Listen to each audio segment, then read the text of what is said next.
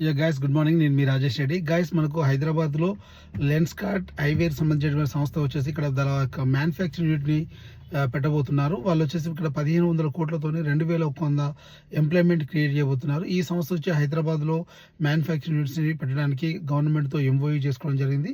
ఈ విషయాన్ని ఆ కంపెనీకి సంబంధించిన చైర్మన్ చౌదరి గారు మనకు వెల్లడించడం జరిగింది. ఈ ఇన్ఫర్మేషన్ ఏంటంటే ఇక్కడ లెన్స్కార్ట్ సంబంధించినటువంటి లెన్స్తో పాటు ఏంటంటే వాటికి సంబంధించిన యాక్సరీస్ ఇక్కడ మ్యానుఫ్యాక్చరింగ్ చేయబోతున్నారు. దీనికి డొమెస్టిక్ ఇంటర్నేషనల్ సప్లై కూడా ఉంటుంది. దాంట్లో మెయిన్గా సౌత్ ఏషియన్ కంట్రీస్ అంటే ఈస్ట్ వెస్ట్లో వీళ్ళ యొక్క సప్లైమెంట్ ఎక్కువ సప్లై జరగబోతుంది. ఈ సంస్థ ద్వారా ఏంటంటే ఇక్కడ హైదరాబాద్లో ఉన్నటువంటి ఎంప్లాయ్మెంట్ రాబోతుంది. సేమ్ టైం ఇక్కడ ఎకానమీ కూడా పెరిగే అవకాశం ఉంటుంది.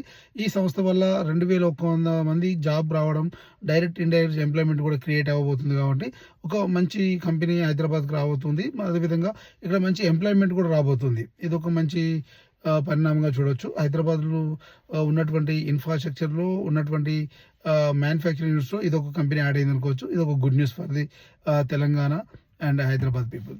Thank you.